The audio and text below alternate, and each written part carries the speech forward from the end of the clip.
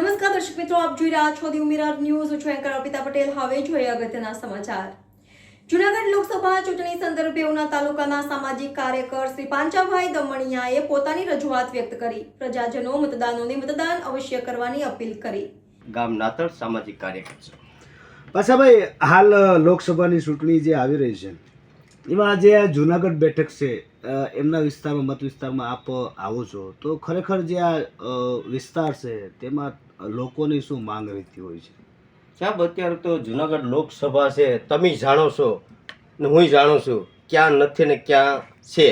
બરાબર છે કે અહીંયા હાલ તો આપણે મારો મૂળ વિસ્તાર તો ઉના વિસ્તાર છે. ઉનાની અંદર તમને ખ્યાલ જ હોય છે, તમે ગામડા બધા ફરો છો. બરાબર છે, તમે ફરો છો તો નેતાને જે અત્યારે લોકસભાની અંદર હોય નેતાને ખબર હોવી જોઈએ કે અહીંયા શું જરૂરિયાત છે. મારે કેવું નથી, એને ધ્યાનમાં દોરવાનું છે, એને ધ્યાનમાં દોરવું જોઈએ, મારે નથી દોરવાનું, કારણ કે એ લોકો બેઠવાના છે. બરાબર છે, લોકસભાની અંદર શું કહેજો, લોકસભાની ચૂંટણી છે પાસાભાઈ, આપ પણ ઘણી જ વખત દાવેદાર તરીકે ફોર્મ ભરતા હો છો, તો ખરેખર તમને જે આ લોકસભાની ચૂંટણી હોય છે એમાંથી તમને અનુભવ કેવા લેવામાં આવે છે? હા, હું 2019માં લોકસભા લડ્યો હતો, જુનાગઢ 13 લોકસભા લડ્યો હતો. આ ટર્મમાં લડવાની હતી પણ કોઈ કારણસર હું નથી લડી શક્યો અત્યારે. બરાબર છે, પછી થોડું કામને કારણે થોડું ઘેર હતું કામ, એટલે ઘેરે પાછો વહી આવ્યો છે. પછી અત્યારે તો આપણા બધા નવા બધા શહેરા છે, લડે છે લોકસભાને. સારો ઉમેદવાર હોય એને સપોર્ટ કરશો, આવું મારું કેવું. કોઈનું નામ નથી લેતો કે ટીકા નથી કરતો. સારો હોય ને નવાને સોચ. બાકી આપણે તો વર્ષોથી જોતા આવીએ છીએ આને નાને એ કરવું નથી.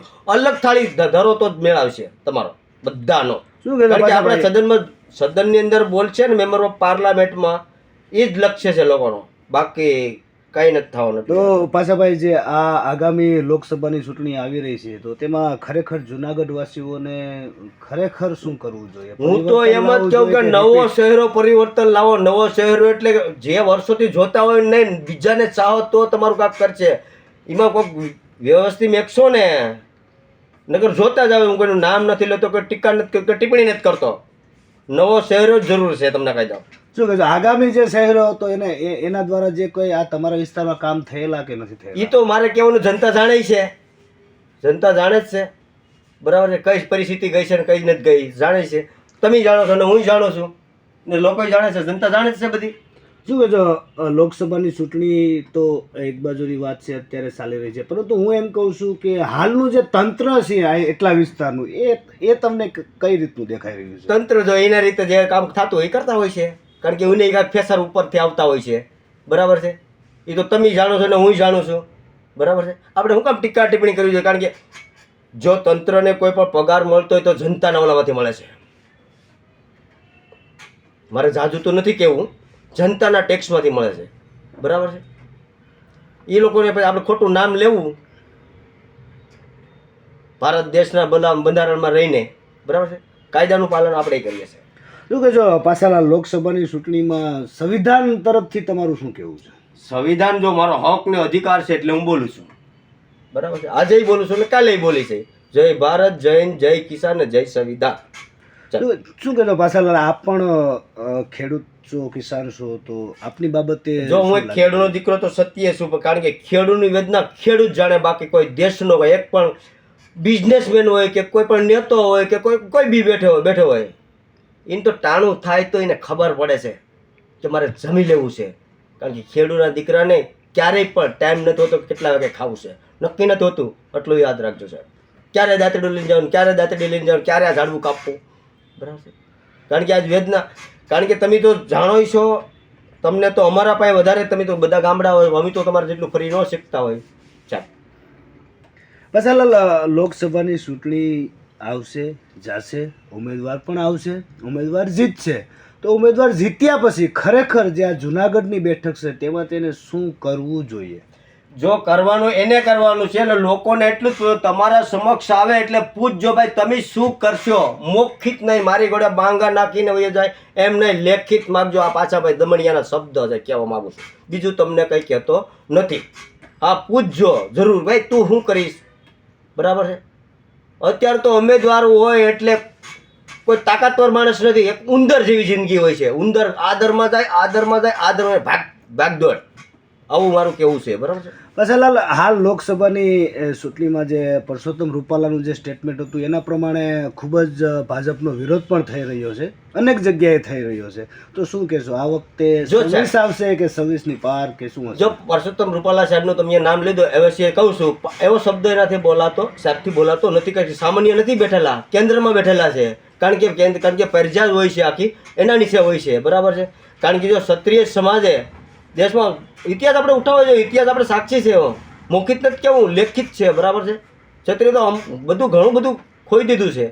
બરાબર. કાલ સવારની ઘટના અહીંયા વયા જાવ ભાવનગર, પછી બધા ટેટ થયા છે. એમને તો ને કંઈક આજે કોઈ ટીકા કે ટિપ્પણી કરાતી નથી. શું કહેશો, ક્ષત્રિય સમાજ આ વખતે ભાજપને હરાવી દેશે કે જો શું? એ ક્ષત્રિય સમાજનો પ્રશ્ન છે. હું પોતપોતાના ગૌરવ રાખવું જરૂરી છે. બરાબર છે. પણ હા, કોઈ નાતી જાતિના કોઈ સીમાકળ આ દેશમાં આવવા જોઈએ નહીં. હા, હું તો એમ જ કે ભાઈ નવો તમે તારે કોઈને પણ લાવો. હું એવું નથી કહેતો, નવાને લાવો તમને. શું કહેશો, ગુજરાતમાં આવા વિરોધના લીધે ભાજપને કોઈ તકલીફો પડશે કે શું કહેશો? હું કોઈ પક્ષની કોઈની ઓલી ટીકા ટિપ્પણી કરતો નથી. હા, એ તો લોકોને ખ્યાલ જ છે કે હું કરવું છે ને હું નથી કરવું. મારે કહેવાની જરૂર હોતી નથી. જય ભારત, જય હિન્દ, જય સંવિધાન તો હું જરૂર કહેવાનો છે.